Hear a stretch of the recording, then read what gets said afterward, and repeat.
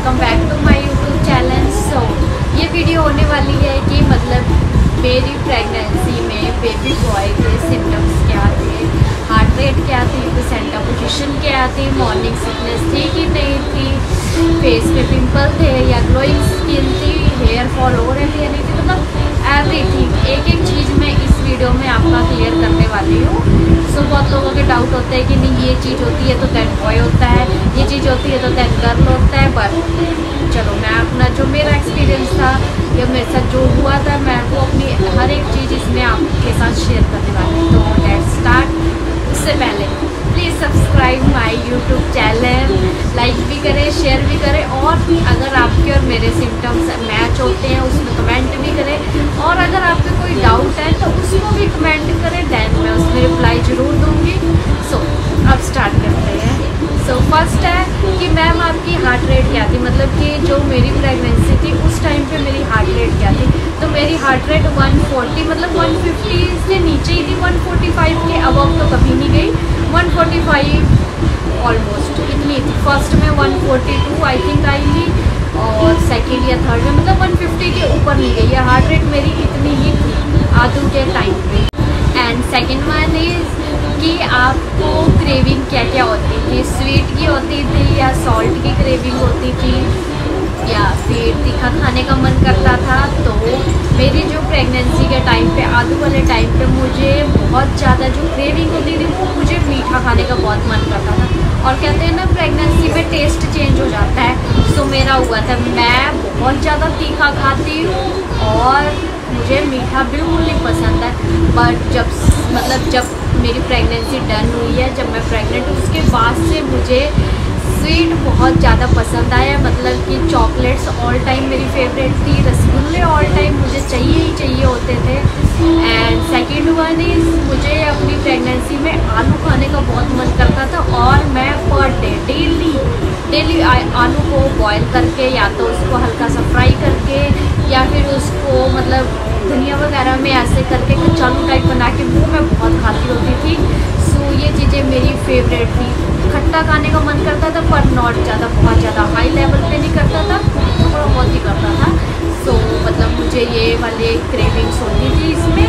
And third one point है कि आपको हाई कैरी फील होता था या लो कैरी फील होता था। तो मुझे ऑल प्रेगनेंसी में लो कैरी ही फील हुआ, हाई फील हुआ है। सो या कई लोग होते हैं ना कि फेस से भी मतलब एस्टिमेट लगाते हैं कि ग्लोइंग स्किन हो तो देन बॉय होता है, अगर डल स्किन हो तो गर्ल होती है, ऐसा कुछ कहते हैं। बट मेरे में उल्टा था। मेरे पूरी प्रेगनेंसी में मेरा जो फेस का कलर है उससे मतलब ऑलमोस्ट बहुत ज़्यादा लो हो चुका था। एंड मेरे फेस पे बहुत ज़्यादा पिंपल्स हो गए थे। तो मेरी मतलब ऑल प्रेगनेंसी में मेरा फेस का कलर डल था। सो ये भी मेरा डिफरेंट ही है।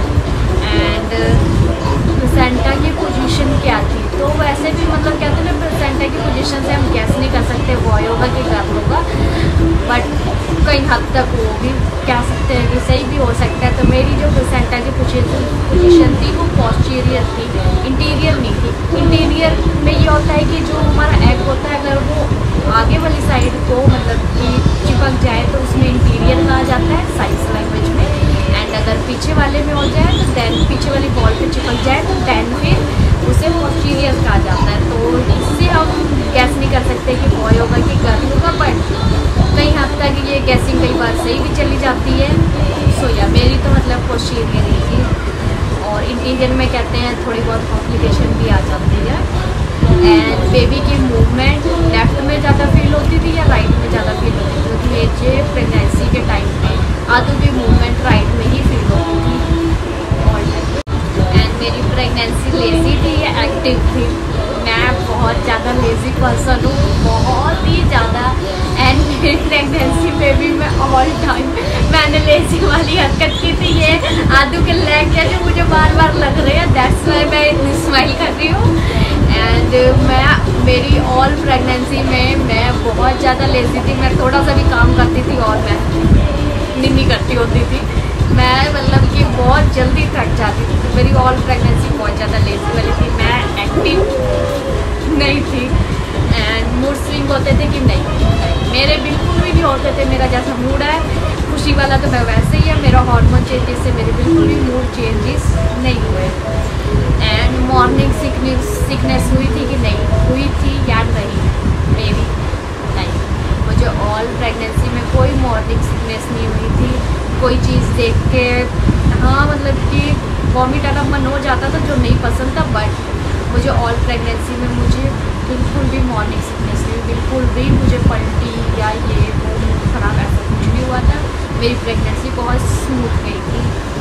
एंड बेबी कौन से वीक में हुआ था या फिर कौन से मंथ में, मतलब ऐसा कहा जाता है कि अगर आपका लाइक 10th मंथ स्टार्ट हो चुका है तो 10 गर्ल होगी, और 9th है, 9th में बेबी हो जाता है तो बॉय होगा, ऐसा कहा जाता है। एंड मेरा आदू लाइक मेरा कल 10वां महीना स्टार्ट होने वाला था, उससे एक दिन पहले ही हो गया था।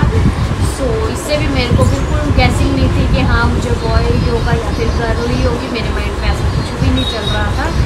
सो पर मेरा आदू जैसे 10th होने से एक डे पहले ही हो चुका था।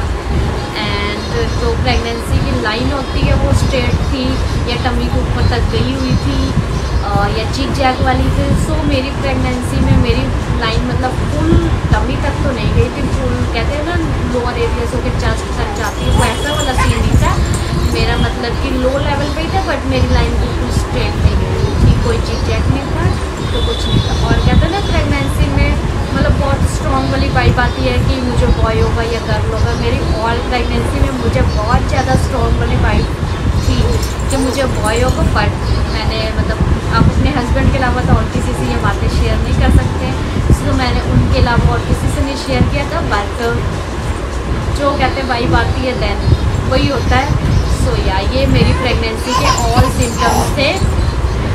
और मतलब आपके क्या सिम्टम्स हैं, आपकी अभी लाइक प्रेगनेंसी चल रही है तो आपके क्या सिम्टम है, या फिर हो चुकी है तो आपके क्या सिम्टम्स है, तो मेरे साथ ज़रूर शेयर करें, मुझे कमेंट करें।